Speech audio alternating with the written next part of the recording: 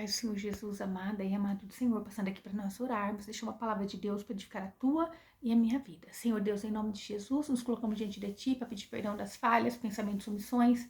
Guarda, Senhor, a nossa vida, nossos filhos, nossa casa, nosso cônjuge, em nome de Jesus. Amém.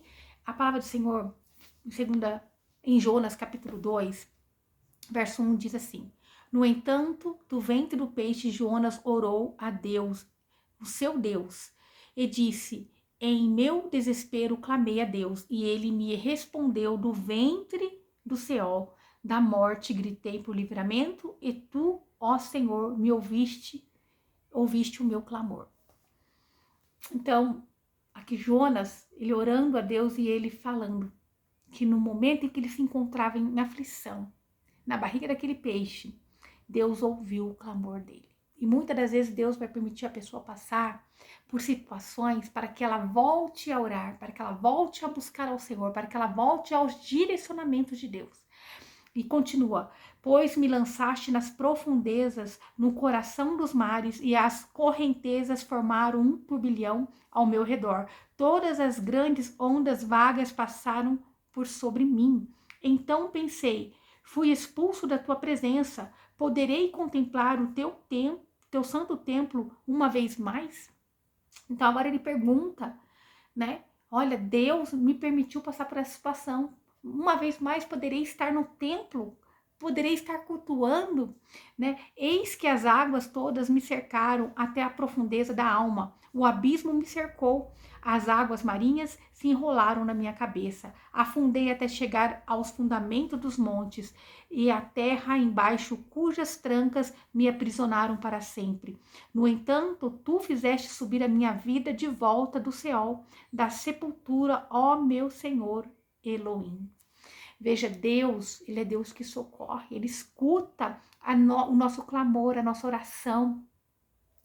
Talvez você ainda esteja assim como Jonas, como se estivesse dentro da barriga de um peixe, onde você não vê saída, você não vê a luz do dia, onde você só vê desespero, dor, oração. Você esqueceu de como você clama ao Senhor, como você vai ao Senhor em oração? Porque quando nós não vamos a Deus, nós damos espaço para pensamentos, para coisas que não acrescentam, que não nos liberta, que não nos ajuda, mas quando nós clamamos a Deus, Ele é o Deus poderoso e santo que pode vir e mudar a história, mudar situações.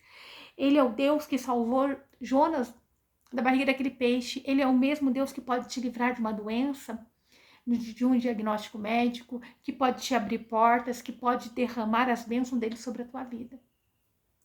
Jonas tinha passado por todo esse processo porque ele tinha sido desobediente, ele não queria ouvir a voz de Deus, ele não queria ir, né, pregar onde Deus disse que ele deveria pregar. Ele não queria pregar porque ele se achava muito melhor do que aquele povo era um povo realmente que estava fazendo coisas, quando você vai ler no capítulo 1, que abominava, né? Era abominação aos olhos de Deus. Mas ele, sabendo que se ele pregasse a palavra, muitos se converteriam. Se ele pregasse a palavra da verdade, muitos iam se converter. E Jonas tentou fugir dessa missão porque ele não olhava com o olhar de Deus. Ele achava assim, esse povo não é digno e não merece, né, ser resgatado. Que nós não venhamos deixar o orgulho, a superioridade, falar mais alto do que a missão, que aquilo que Deus tem direcionado para que nós venhamos fazer. Que nós não venhamos perder o foco, que nós não venhamos passar por situações como Jonas estava passando, porque ele não queria obedecer a Deus. Então, verso 7. Eis que quando a minha vida já se ia apagando, eu me lembrei de ti, Deus. A minha oração subiu à tua presença e ao teu santo templo. Então, quando a vida dele ia se apagando, ele chegou num limite de quase perder a vida.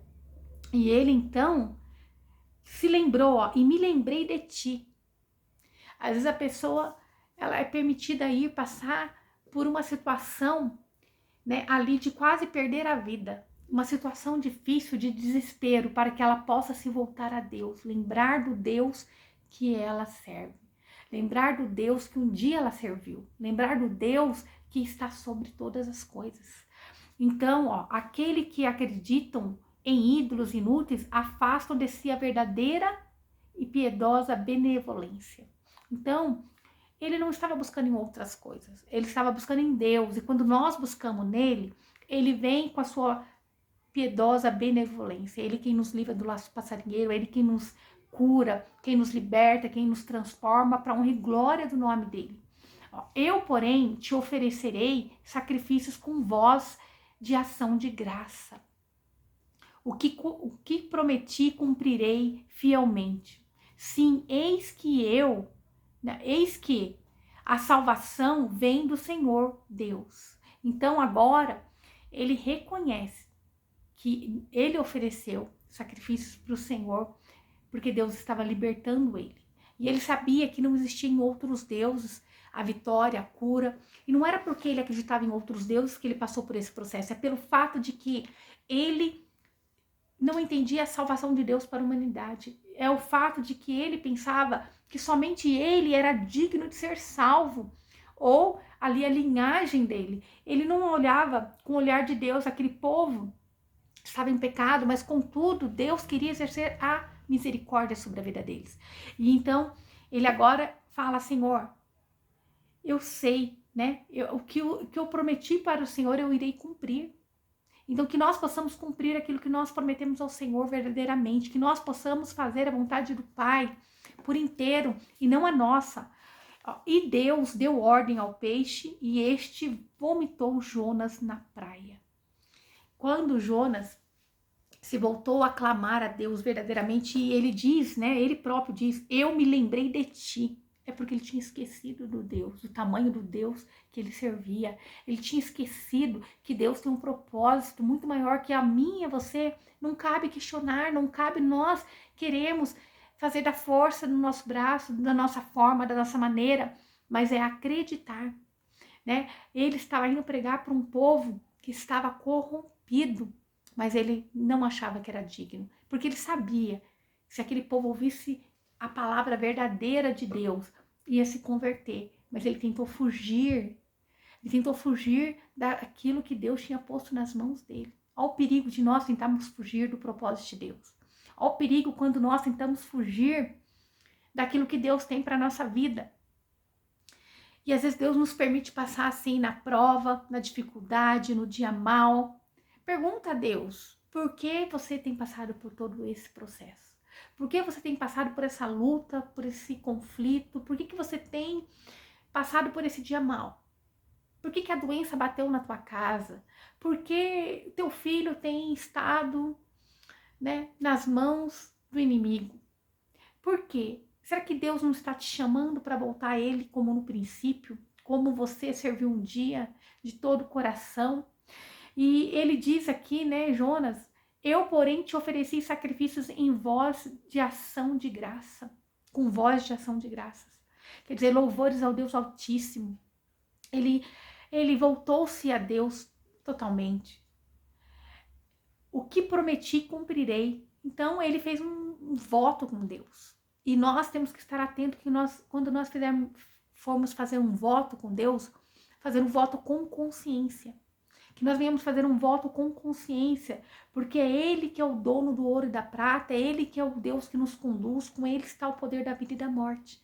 Que nós possamos confiar plenamente nesse Deus.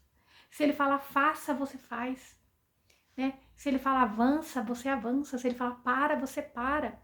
Que nós não venhamos precisar estar como Jonas, como se ali, numa barriga de um peixe, onde ele não tinha saída, onde ele não tinha esperança, mas ele então lembrou de Deus.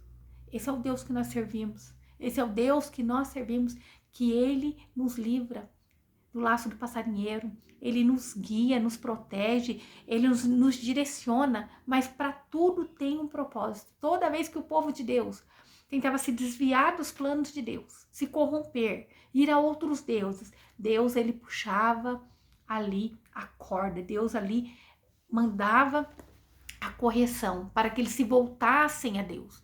Deus ele não tem amor na morte do ímpio. Deus não tem amor quando alguém retrocede. Ele, de todas as maneiras, nos chama com laços de amor, mesmo quando ali parecia ser uma punição para Jonas. Jonas teve entendimento. Olha, né, quando ele diz ali, aqueles que acreditam em ídolos inúteis afastam de si a verdadeira piedosa benevolência, perdão. Então, ele tinha consciência que ele estava clamando um Deus que podia socorrê-lo. Eu não sei qual é o problema que você está passando, mas Deus está dizendo, esse mal não é para a morte, mas é para um propósito muito maior. O que eu sinto Deus falando é que você tentou fugir do processo, do propósito. Você tentou fugir do direcionamento de Deus. Você tentou fugir daquilo que Ele te direcionou. Você tentou não ir para Nínive. Eu não sei qual é o lugar, qual é o direcionamento que Deus deu na tua vida. Jonas aqui tentou fugir de ir lá para Nínive. Ele, não, eu vou para Tarsis.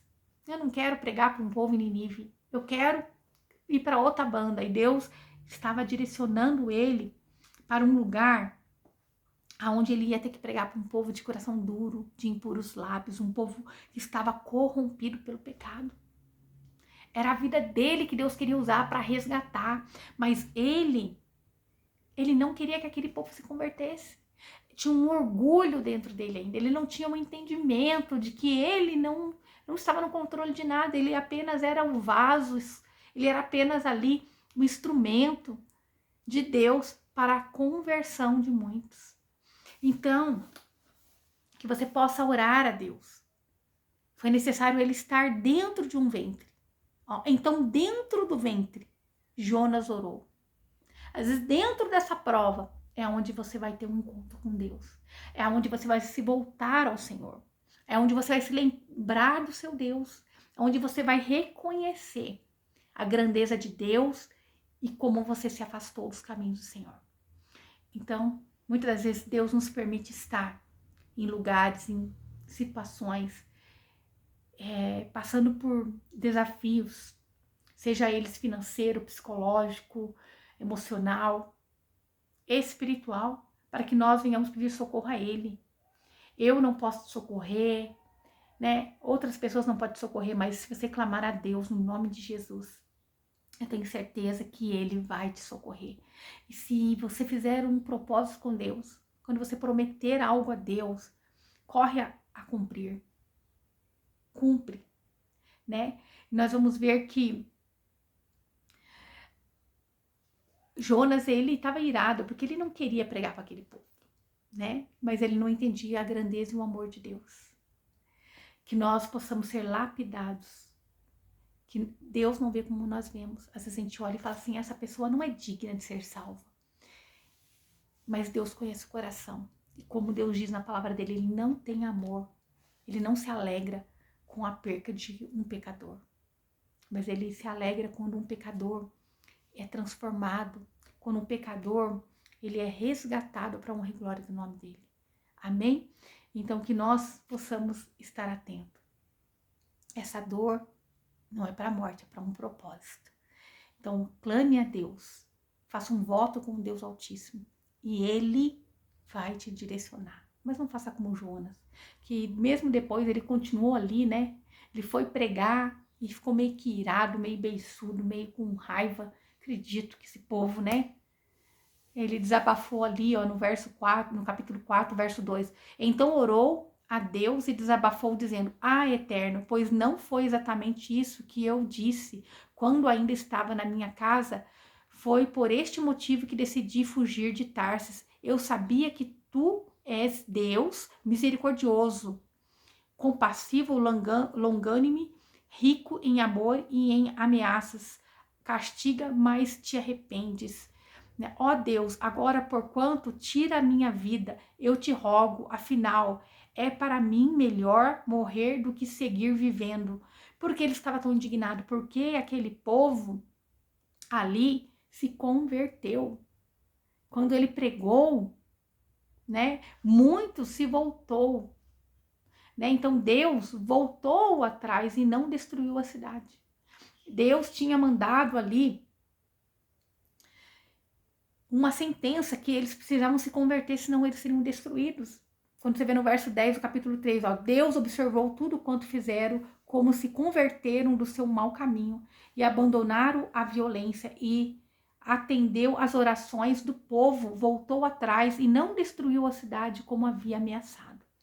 Mas Jonas ficou indignadinho. Ah, não acredito que esse povo se converteu. Não, eles não são merecedores. Então, cuidado. Ali era o egoísmo de Jonas. Somente eu tenho direito à conversão. Cuidado, né? Muitas às vezes está passando por esse processo porque se sente os santarrões. Que nós não venhamos estar assim, mas que nós venhamos colocar nossa vida diante de Deus, pedindo perdão, misericórdia, que nós possamos ser instrumentos na mão de Deus e deixar Deus conduzir a história. Deus está no controle de todas as coisas, em nome de Jesus. Porque se nós olharmos para nós, para nossos sentimentos, muitas das vezes nós queremos fazer na força do nosso braço, nós queremos decidir quem vai herdar a salvação e quem não vai, sendo que nem nós mesmos temos nenhuma certeza sobre a nossa. Se nós tivermos uma mente como a de Jonas, nós não temos como afirmar que seremos salvos.